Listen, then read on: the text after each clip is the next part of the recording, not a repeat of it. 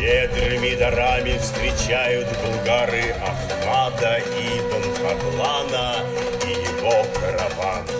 Болгар тарихына кагылышлы фәнни гамәли конференциясе башланганчы, анда катнашучыларга Болгар дәүләтендә ислам динен кабул итүгә багышланган гаҗәеп тә кызыклы театраль тамаша тәкъдим ителде. Анда гарәп тарихчысы һәм сәяхәтчесе Ибн Фадланның Идел буена килүе тасвирлана. Ибн Фадлан поднес тогда царские подарки наиболее влиятельному из агузов, начальнику войска Этреку.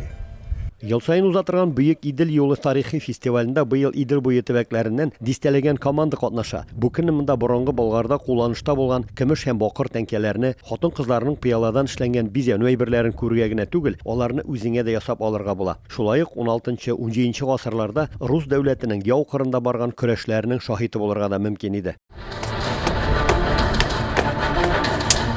Исторически подтверждено 3 самых крупнейших городища.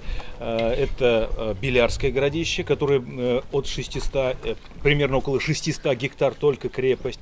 Это Муромский городок, так называемый, в Самарской Луке, который находился.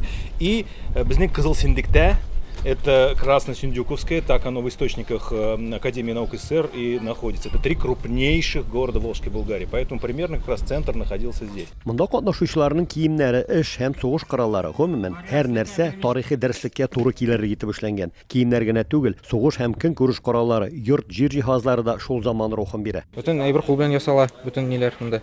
Теккәннәр, кул белән тегелә.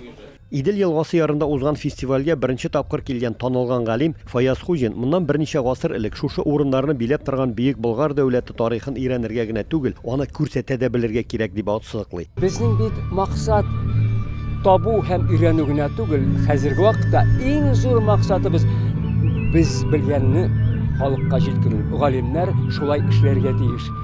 Шул вакытта гына без үзебезнең халкыбызны саклап кала алабыз.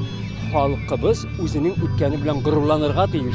Тарихтан билгеле булганча, Бөек Болгар дәүләтенең шикләре Идел елгасы буендагы байтак төбәкләр буенча сузылган була. Хәзерге Ульян өлкәсенең дә байтак өлеше әлеге борынгы дәүләт составына кергән. Болгарның шикләре Татарстанда гына булмаган бит. Менә безнең бабаларыбызның данлы тарихын безнең теге кайларга хәтле таралган булыр. Менә шушындый безнең җөрәкле батыр эшмәкәр җегетләребез Сөнтеге урыс арасында шушы безнең Болгарның истәлек итеп шуны торгызганнар икән.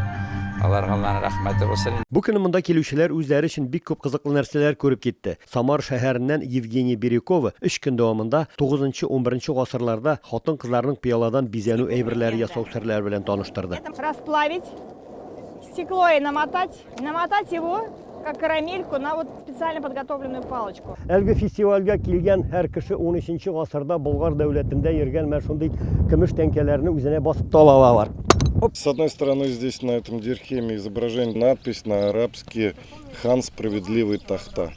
Это монетка конца 13 века, я ее уже не выдумывал, изготавливаю именно по музейному образцу. Ни кызганыч 8-нче тапкыр узучы Бөтен Россия тарихи фестивален күрергә теләүчеләр саны мәгълүм сәбәпләр аркасында быел да шикләнгән иде. Аны тамаша кылырга мөмкинлек алучы бәхетлеләр, аеруча үткенрәк балалар сугыш коралларын тотып карау белән генә шикләнмичән, тимер киемнәрне киеп, яисә уктан атып, көмеш тәңкә ясап та алырга өлгерделәр. Борынгы Сембер Ульяновск төбәгеннән Рамис Сафин, Әхмәт Мәдәрисов, Яңа Гасыр каналы.